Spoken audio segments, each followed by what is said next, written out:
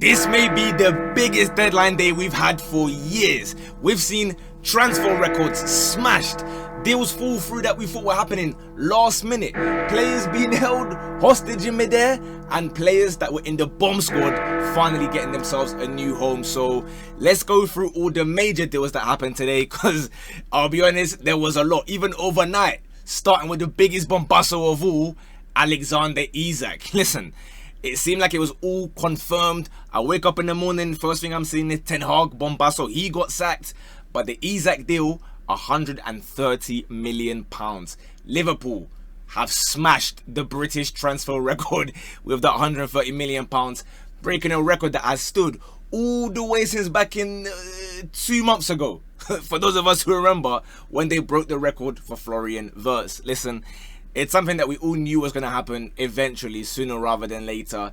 We thought with the clock ticking, maybe Newcastle hold on. Like I said, I thought that if they could hold on and let him play a few games, listen, they start loving him and clapping him again when he starts doing that against Sunderland. It hasn't happened. He has got the move that he, let's be honest, dashed his toys out the pram for. So, you know, big ups to him, I suppose. Not for his behaviour, but I guess he will say the ends justify the means. A terrible announcement video, by the way. Not that it matters, you know. It's about how the player does, but my goodness, man. You chased this guy for like 7, 8, 9 weeks, and that's all you can give me. No, I'm not impressed with that one. And I wonder how Ekitike feels, because look, so far from the Community Shield onwards, he's been fantastic. He's been someone that surprised me, because again, I didn't really know much about him coming to Liverpool. I only watched a couple Frankfurt games against Spurs, I always say. Did he know that he was signing to be, with all due respect, a sideman? Because they can say, oh, put this guy on the left, put that guy on the left. They're both strikers, bro.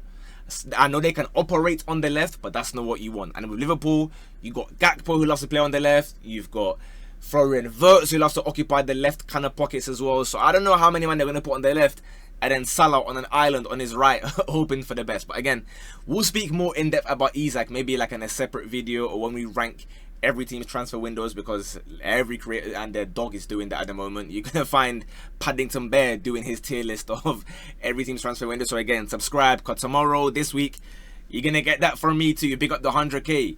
Liverpool were involved in perhaps the second biggest deadline day drama today as well, with Mark Gahey. This one again, it seemed like it was all confirmed. Fabrizio Romano, who again, let's keep it real, is having a bit of a stinker window, gave us the here we go, because it seemed as though Palace had got their replacement in Igor from Brighton, which again is a bit of a random one. I'm not sure he was really meant to be the replacement. They've obviously bought that Canvo guy as well.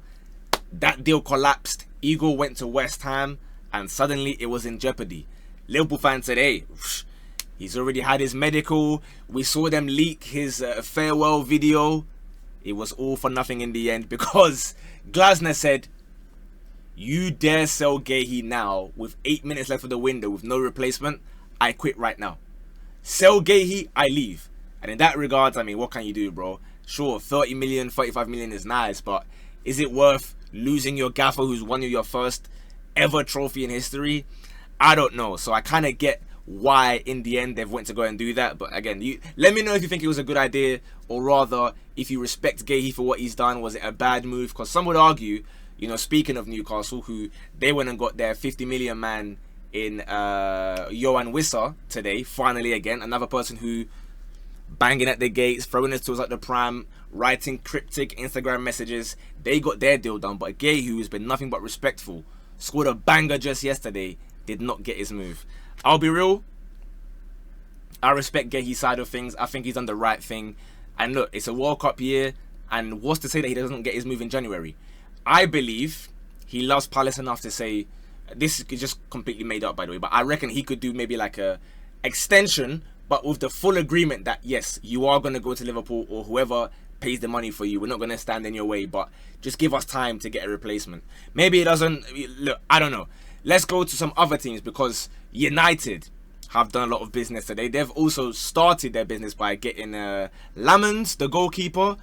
Anyone who tries to tell you that they have any insight on Lamens is lying to you, bro. Nobody's watching that guy. I mean, any Belgians that happen to be here, by all means, let me know. But as far as I'm concerned, if you have two hands that work, You are an upgrade on Onana and Bayende, who dive for the ball like they're played. Like I told you, they're doing bring on the wall, and then they try and fit inside the gaps. Terrible, terrible goalkeepers. But I think what United fans will be more excited by is the outgoings. First and foremost, they've dashed a couple, man. Lindelof and Sancho to Aston Villa. Villa, but we're going to get onto them because they must be fuming. But again, Lindelof and Sancho to Villa. Sancho, maybe it's his last chance to really show himself in the Premier League, because the Chelsea fans, they tried to pretend that he was cold. You know that meme, yeah, of the woman, she's eating the vegetables and she's pretending to enjoy it? That was Chelsea fans last season trying to gas up the Sancho performances. Deep down, they knew it wasn't really banging. They clearly didn't think it was worth paying the wages and the fee and whatnot. So there he goes to Villa. Lindelof was just never going to get minutes anyway. They've also confirmed Rasmus Højlund to Napoli with an obligation if they get Champions League. So basically, they're going to get money, because Napoli, there's no way they don't finish top 4 or whatever it ends up being with the, you know, coefficients and whatnot.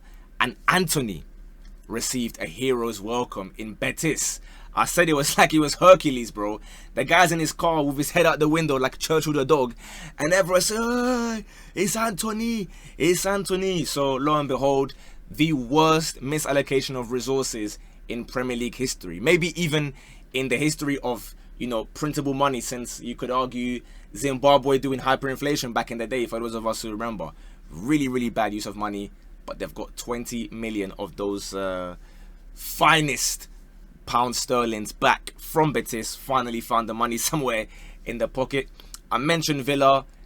They're livid, bro. They're livid. They've obviously bringing brothers from Liverpool as well. But to me, when Emi has said goodbye to the fans more times than Unai Emery said Bisot, Bisot, Bisot in the interview, and still stayed, that's a cause for concern, guys. I don't know what they're going to be doing with that one. Listen, I guess we'll have to find out. I've got them finishing 5th in my predictions. I wish that now that the window is closed and everything is cemented, I could have one change. Because the one change I would make would be to swap Villa with Spurs. Because they've had a pretty alright window. I mean, obviously, we've gassed up Kudus and Simmons has been good. Today, they managed to get Randall Colomwani in, so fair play. They've also got rid of a bad egg in the dressing room, shall we say, who has very interesting opinions on life outside of football. So I'm sure the Spurs fan base will be very happy with that. Their North London rivals have also been very, very busy today. They've been getting rid of guys. And one thing we normally say, especially with Arsenal, is that these guys cannot... Forget it. I was actually going to mention another team before I get to Arsenal. I want to speak about Chelsea, because I thought of teams that can't sell, and then I realised there's a massive one that we got to speak about, talking about players who deserve respect and whatnot. Nicholas Jackson has got his move to Bayern. I want to ask the question, are Chelsea the greatest sellers of all time? I made a video, one of my first videos when I, started this YouTube daily grind a month ago. Are Chelsea cheating? Are they using GTA cheat codes? So Jackson's on his way to Bayern. Obviously, we know what happens to the lap. He gets injured. They say, nope, you're not going to Bayern anymore, mate. Back you come. Guys, Jackson didn't even realize. They were there taking photos and videos of him stepping out of the Uber in Germany. The smile on his face. It was like, who's going to tell bro that he's got to go back? They shipped him back to London to say, sorry, mate, you're staying. That kind of disrespect, to expect my man to come back and be smiley, yeah, I can't wait to play for Chelsea. No. So big respect to Jackson for going there, but then by the same token, big respect to Chelsea because they've somehow upped the loan fee that they were going to get to, I believe it's 16 million. And guys, overall 80 million to get Nicholas Jackson. I have to ask, what narcotics are they consuming over in Munich that they think that this is acceptable? 160 M's on Luis Diaz and Jackson. They're not terrible players, so don't get me wrong, but the kind of money you're spending, it doesn't really make sense to me. But anyway, as I said, fair play, you've got your 80 mil. Chelsea, there's been a lot more signings in terms of the Blue Coast stuff and the Strasbourg. I couldn't even tell you, but just assume that any South American Brighton player has gone to Chelsea or to Strasbourg or whatever, because it's all a bit of a roundabout. And then Ben Chilwell has been dashed to Strasbourg as well, so fair play. Now on to Arsenal. They have also tried to finally dip their toe in the water of being in the sellers market. It is not anywhere near the aura, if you will, that Chelsea have when it comes to selling any players, because they've managed to loan Reece Nelson again, this time to Brentford. Listen, that brother, I'm not sure when he's gonna like get the message that, yo, just go on a permanent move, bro. Stop going on loans and coming back and loans and coming back. It's not really banging. They've done 2 for 1 just for you, brother. Special deal to send Fabio Vieira and Lokonga to Hamburg. So I guess, you know, that's, I suppose, good business for them. Get the wages off the books. They got a bit of money for Lokonga as well.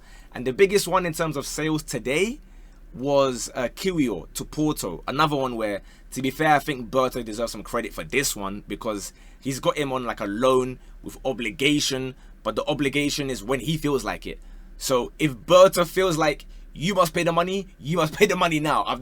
I'll be honest, I've not seen that before. I'm not familiar with how that works, but fair enough. It allowed them to open the resources to bring in another defender.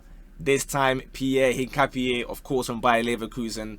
The recently departed Ten Hag lost yet another player. It's been confirmed, you know, for a while. It was not a deadline day signing. It was officially, but we've known for a while. Will it be a good signing? We'll have to wait and see. Again, we're going to judge it properly when we make our tier list video. But it's another one where it's a loan with option to buy unless they feel like it. So if Arsenal feel like it, they will decide that they will take your player. But it's a loan. And you can have a say if you want to, but you don't really have a say. It's I decide what happens. So again, I'll be fair enough. I don't know how they've managed that. And right at the death, beyond the 7 p.m. deadline and the 9 p.m. deadline for the 2-hour sheets, they managed to also go and offload Zinchenko on loan. I think it's a dry loan from what I understand. Again, things are changing as we're recording, so who knows? Things may have changed again whilst I'm recording this, but it's another player off the books. And to be fair, many people are obviously talking about how many defenders Arsenal sign. By the same token, I kind of get it. The amount that have left the club, either on a free or on loan or whatever. You look at the likes of like a Kieran Tierney, Tomiyasu, obviously Zinchenko, Kiwior. I'm sure there's probably more that I'm also, you know, forgetting as well. You may argue that like they were not playing crazy amounts of games, and that's definitely the case. But at the same time, that was the issue, right? Because then you have 1 or 2 injuries, and you've got like 4 or 5 injury-prone brothers chilling there. That mean that the likes of Timber got to play 50 games straight, or Ben White has to play 50 games straight until his legs, you know, give way on him. So I guess Hincapié, let's see what he does. We then go to, where shall we go next? Because there were some other strange signings that happened today. To be fair, one of them, Boniface to Werder Bremen. This one I was a bit confused because we had the whole drama about you know, Milan and other big clubs that were linked with him, interested. His agents were getting involved. Nigerian media were getting involved, saying this guy is not serious. Well, unfortunately, he's ended up at a club that, with all due respect, in 2025 is not that serious. And when you see brothers like Fulham splashing their cash on guys like Kelvin to play out wide for like 40 M's from Shakhtar, is a little bit concerning. Like, I'm not gonna act like I know Kelvin. I know Shakhtar have a history of producing incredible Brazilians, but in general, I mean, who knows? He may be a Willian, he may be a Mudryk, and he gets banned for drugs. I don't know what's gonna happen with him. We go to Mikhail Tadze has gone to Villarreal. I mentioned another player that left Spurs. That guy's also gone to Villarreal, so they seem to be building some kind of whatever over there. Man City have confirmed Donnarumma. Another one that, I'll be honest, it kind of confuses me. What was the point of bringing Trafford to make him feel like a sideman when realistically you're not going to bench Donnarumma? I'm not saying he'll come in immediately and be a starter, but to me it doesn't quite make sense that you spend all that effort bringing Trafford back and convincing him that, yo, this is going to be the one to then do this. But again, I'm not Pep. Maybe this is for life after Pep. I have no idea. Ederson has gone finally, after being linked with, you know, Galatasaray pretty much all summer, and then Besiktas doing come to Besiktas 4 million times in the comments. He's gone to Fenerbahce in the end, so I reckon that will be a bit of a hostile reception. But look, as I said, there have been loads of signings. I mean, Juve have done a little double one today. Openda and Zegrova. Sunderland are bagging even more again. They've got Brobbey, who it seems to be a bit of a meme to most people. They don't really rate him, which I don't know much about. So I guess I'll find out at the same time as you. On City still, they've loaned out brothers. Gundogan's finally gone back to Turkey. Well, I say gone, but that sounds like crazy, like a Nigel Farage thing. He's gone to Turkey. I don't know where he started, but he's gone to Turkey. So big ups to him. But that remontada, it didn't bang. They've dashed Akanji to Inter as well. So look, it's been a busy one. I'll be honest, it's been many years since we've had a window as busy as this, specifically a deadline day. So let me know how your team got on. Let me know if there are any major ones that I missed. I think I've covered most of today's deadline day transfers, but again, so many deals, you know, broke down as well and didn't happen. So I can, if I'll go through every single transfer, we'd be here literally for like 5 hours, and it's late, guys, and I've got more videos to record for you tomorrow and the next day and the next day and the next day. So let me know who you think had the best window of the summer. Do you believe it's Liverpool, or do you believe the Guéhi news has changed that a little bit? Do you stand with Guéhi? Was he in the right? Was he in the wrong? Are you an angry Liverpool fan? Are you happy? And whatever team you support, let me know how you rate your window out of 10, and I'll catch you guys tomorrow in a bit. Bosh.